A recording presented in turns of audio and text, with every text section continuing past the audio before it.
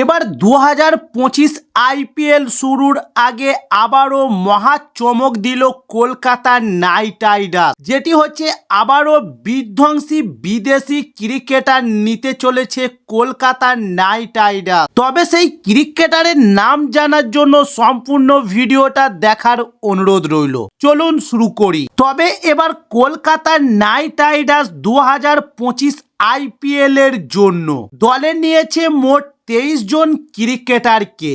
তবে গতবারের চ্যাম্পিয়ন দল কলকাতা নাইট রাইডার্স তাদের আইপিএল জয়ী অধিনায়ককে আর ফেরাননি দলে। তার পাশাপাশি বাদ দিয়েছেন গতবারের সফল ওপেনার ফিন সল্টকেও।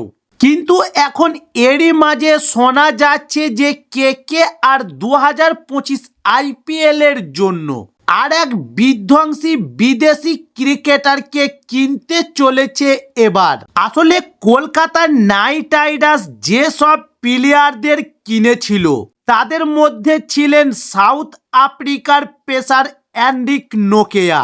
তবে তাকে বেশ প্রাইস এই বোলারকে 6.5 কোটি টাকা দিয়ে কিনেছে কেকেআর। এমনকি তাকে মিশেল স্টার্কের যোগ্য বদলি হিসাবেও ধরা হচ্ছে।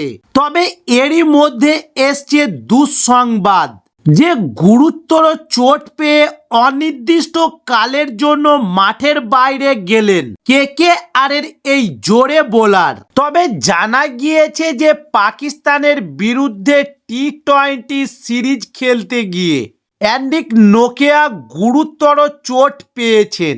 তাই শোনা যাচ্ছে যে নোকেয়ার বাঁ পায়ের বুড়ো আঙুল ভেঙে গিয়েছে, যার জোরে আপাতত তিনি মাঠের বাইরে। তবে আগামী বছর হতে চলা আইপিএল এর আগে তার প্রত্যাবর্তন হবে কিনা তা এখনই বলা যাচ্ছে না। তাই নোকেয়া যদি খেলতে না পারেন তাহলে তার বদলি হিসাবে আর এক বিদেশি বোলারকে নেবে এবার কলকাতা নাইট রাইডার্স। আর এর জন্য বেশ কয়েকজনের নামও উঠে আসছে সামনে। তবে এবারের নিলামে যেসব প্লেয়ার অবিক্রি ছিলেন তাদের মধ্যেই একজনকে নিতে পারে কলকাতা নাইট রাইডার্স। তবে সবচেয়ে বেশি যেই নাম নিয়ে চর্চা হচ্ছে আর তিনি হলেন আলজারি জোসেফ। কারণ ক্যারিবিয়ান এই তারকা বোলার আলজারি জোসেফ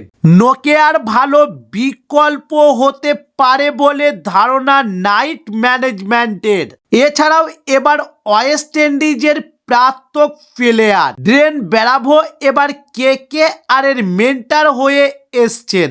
আর তিনি আলজারি জোসেফকে নিজের দলে টেনে নিতে পারবে বলে জানিয়েছেন। তাই 2025 আইপিএল এ কলকাতা নাইট রাইডার্সে নোকিয়ার পরবর্তী ক্রিকেটার হিসাবে আলজারি জোসেফকে দেখতে পাওয়া যেতেও পারে।